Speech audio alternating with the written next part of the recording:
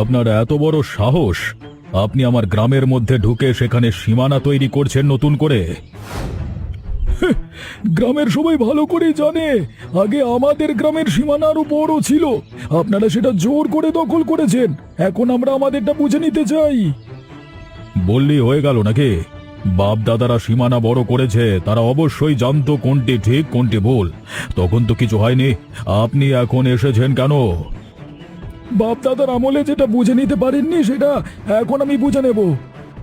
কৃষ্ণপুর গ্রামের সকলে এখানে আছে। আপনি যদি জোর করে আমাদের গ্রামে ঢুকে সীমানা বৃদ্ধি করেন, কৃষ্ণপুর গ্রামের কেউ বসে থাকবে না, রক্তের বন্যা বয়ে যাবে। এখানে শুধু কৃষ্ণপুরের লোক নেই, পলাশপুরের লোকও আছে। কিন্তু রক্ত নিয়ে খেলতে চাইলে আমরাও খেলতে প্রস্তুত। দেখি কার কত জোর। মুখ সামলে কথা বল হরি, এমন মার মারবো বাপ দাদার নাম ভুলে যাবি। বারবার বলছি নিতাই বাবু, বাড়াবাড়ি করবেন না, রক্তের বন্যা বয়ে যাবে। ঠিক আছে, আমরা তো আর রক্ত খেকো নই। চলো সবাই পরে দেখা যাবে, চলো। কিন্তু বাবু, কোনো কিন্তু নয়, সবাইকে নিয়ে চলো। আমি চাই না আমার গ্রামের মানুষ রক্ত ঝরাক। কিরে হরি, তুই তো আমার সাথে কোনো ধরনের কথা বলিস না দেখছি। মুখ গোমড়া করে বসে আছিস কেন? কি হয়েছে তোর? আপনার জন্য আজকে আমাদের পলাশপুর গ্রামে নাক কাটা গেল। ওই কৃষ্ণপুর গ্রামের কাছে লজ্জায় মরে যাচ্ছি আমি। ও আচ্ছা, এজন্যই তুই রেগে আছিস, তাই না? অবশ্যই, এটা রেগে থাকবারই কথা। গ্রামবাসী সবাই আপনার উপর ক্ষেপে আছে। আপনি পালিয়ে এসেছেন, সবাই এটা বলে। তোরও কি মনে হয় আমি পালিয়ে আসবার মানুষ? আমার তো এতদিন সেটা মনে হতো না। আজকে আপনি যে কাজ করেছেন, তারপর আর মনে না হওয়ার কিছু আছে বলে তো মনে হয় না। সব সময় জোর দিয়ে কাজ হয় না, মাঝে মধ্যে বুদ্ধি দিয়ে কাজ করতে হয়। আপনি ঠিক বাবু কি বলতে চাচ্ছেন আমি বুঝতে পারছি না, একটু বুঝিয়ে বলুন। আমরা যদি ঝগড়া ঝামেলা করতাম, আমাদের লোকের ক্ষতি হতো।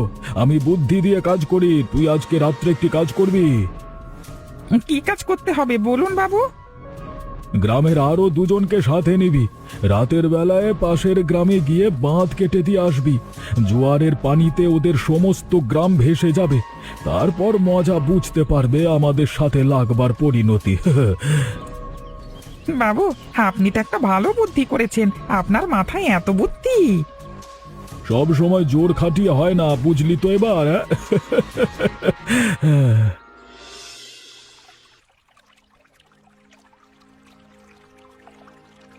জমি সমস্ত ফসল নষ্ট হয়ে গেছে।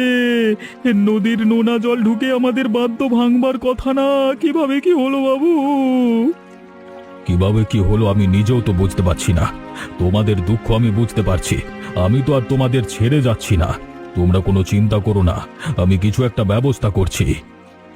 আপনি যত দ্রুত সম্ভব কিছু একটা ব্যবস্থা করুন। তোমরা সবাই এখন যাও, একটু সাবধানে থাকবে। কারোর কোনো সমস্যা হলে আমার কাছে এসো। এমন কাজ কে করেছে সেটা কি বুঝতে এখনো বাকি রয়েছে আপনার? এমন কাজ কে করতে পারে সেটা বুঝতে আমার বাকি নেই, সবটাই বুঝতে পারছি আমি। তাহলে গ্রামবাসীদের কাছে বলা উচিত ছিল, সবাই গিয়ে হামলা করতাম। আগে ওরা যেটা করেছে সেটার সমান সমান করতে হবে। আমাদের সময় মতো করা যাবে। আজকে রাতে যেভাবেই হোক ওদের গ্রামের বাঁধ কেটে দিবি।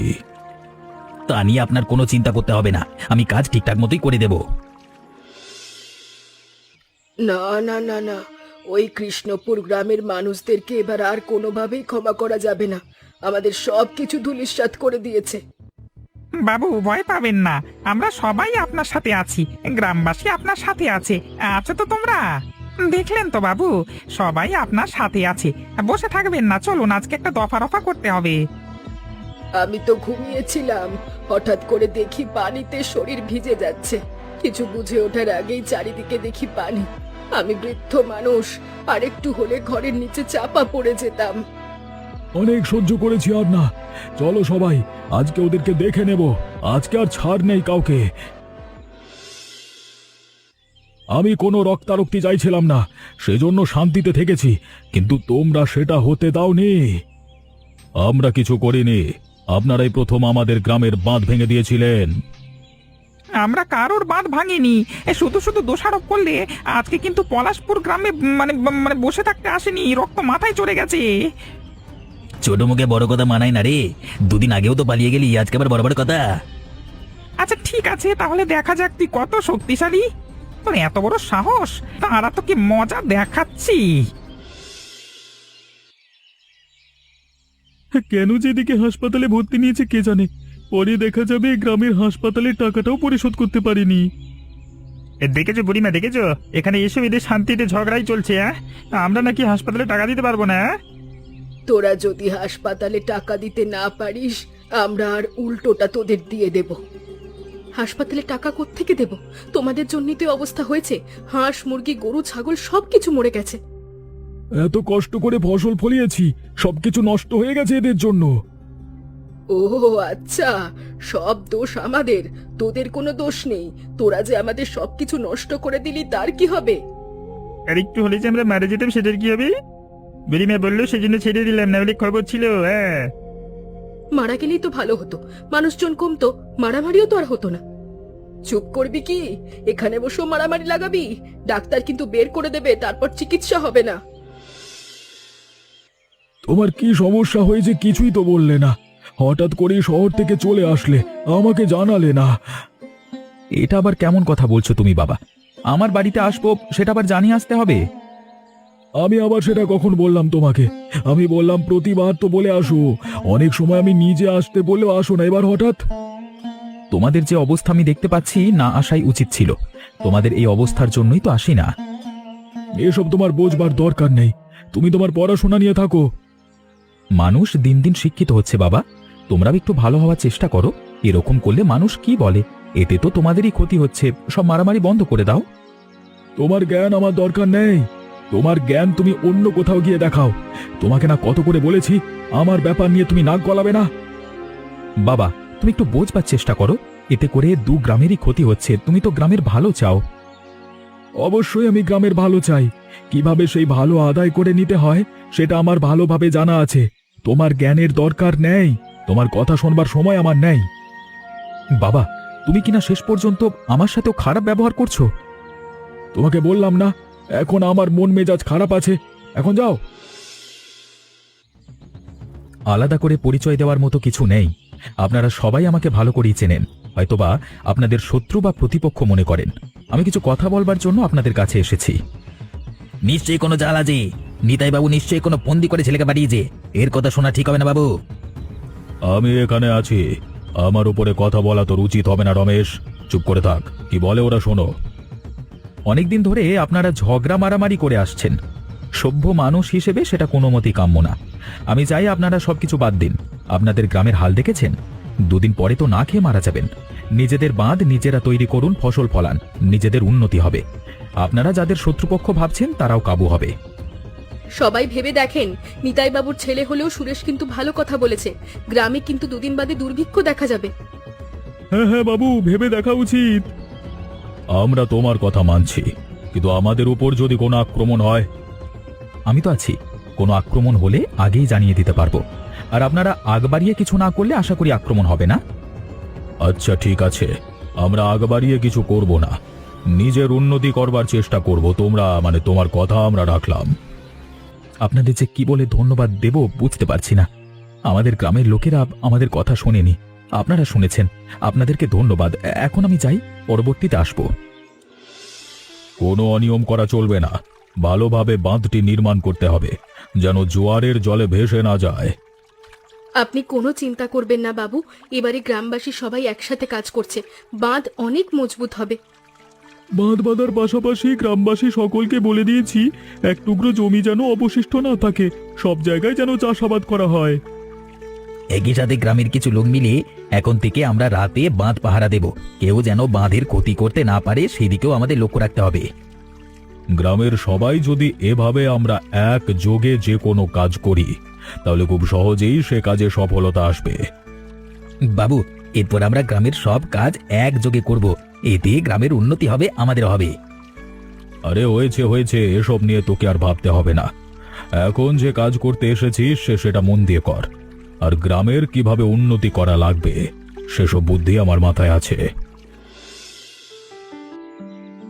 বাবু, আপনার সাথে একটা কথা বলবার ছিল। আপনি যদি কিছু না মনে করতেন তাহলে নির্ভয়ে বলতাম। আমার সাথে কথা বলতে কবে থেকে আবার তুই ভয় পাচ্ছিস রে? আপনার সাথে কথা বলতে তো ভয় পাই না, যেহেতু আপনার পরিবারের কথা, সেহেতু একটু ভয় তো পেতেই হয়। আমার পরিবারের কথা? আমার পরিবার আবার কে কি করলো বল তো শুনি। ছোটবাবুর ব্যাপারে শুনেছি, ছোটবাবু কৃষ্ণপুর গ্রামে গিয়েছিল। সেখানে সবার সাথে নাকি তিনি আলোচনা করেছেন। গ্রামবাসী অনেকেই কানাঘুষো করছে। আপনার ছেলে হয়ে যদি শত্রুপক্ষের সাথে এভাবে মেলামেশা করে, সেটা তো কেউ ভালো চোখে দেখছে না বাবু। যা বলছিস তুই জেনে শুনে বলছিস তো?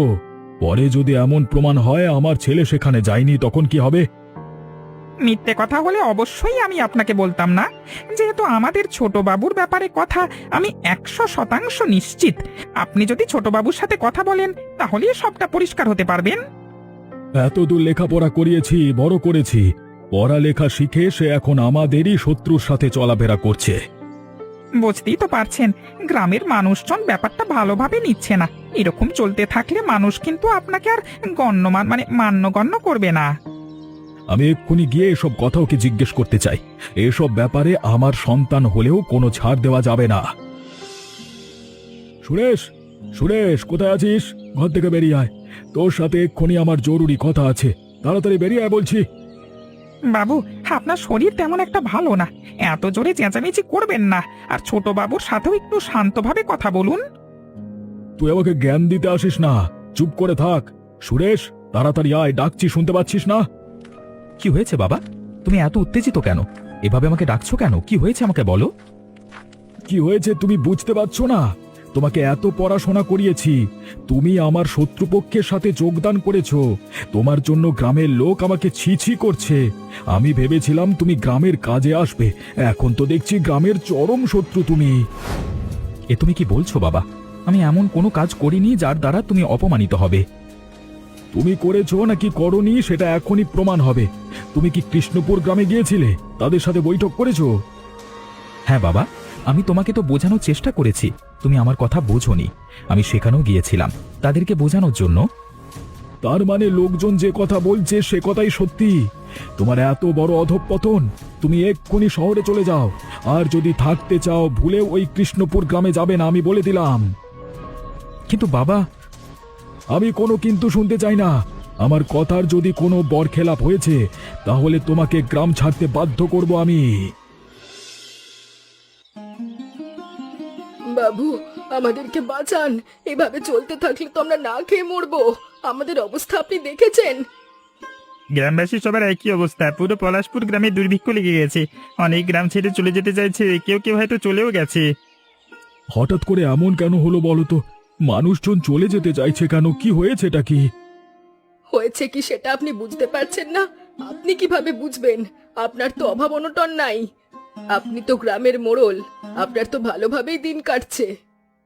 না খেয়ে মরছি আমরা, সে ব্যাপারে আপনার খোঁজ নেই? এরা যা বলছে একদম সত্যি কথা বলছে। আমার অবস্থাই খারাপ বাবু, ছেলে বউ নিয়ে না খেয়ে মরছি।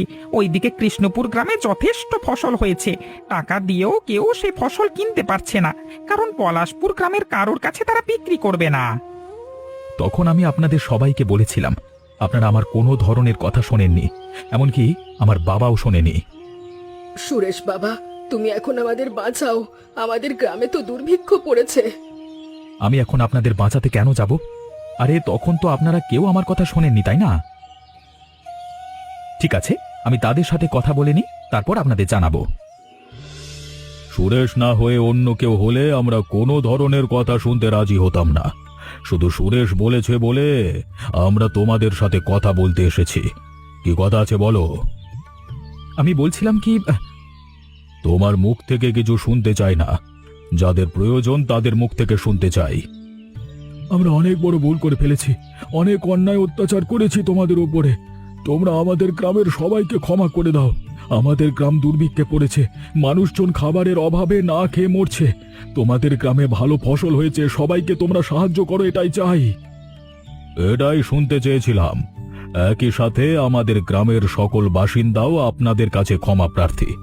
আপনারা যেমন ভুল করেছেন আমরাও তেমন করেছি, প্রতিশোধ নিতে চেয়েছি, কিন্তু আপনাদের গ্রামের ছেলে, আপনাদের ছেলে সুরেশ আমাদের চোখ খুলে দিয়েছে।